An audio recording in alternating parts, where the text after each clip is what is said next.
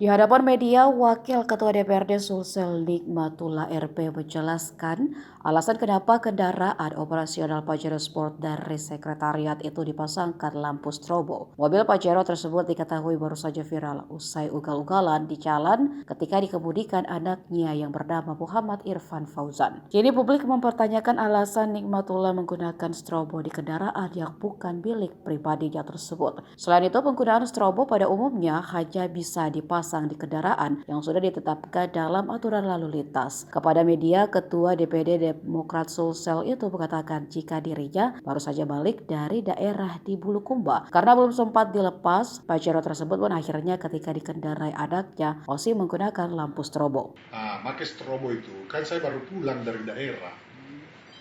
Saya ini tidak suka pakai, saya itu tidak suka pakai, apalagi itu? Video apa nih? Patwal. Oh iya.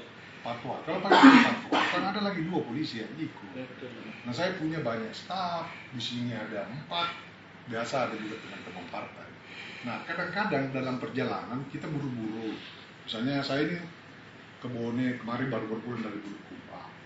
Biasanya, sudah kau paling di depan, kau jadi patwal. Nah, itu kadang-kadang kita pasang strobo.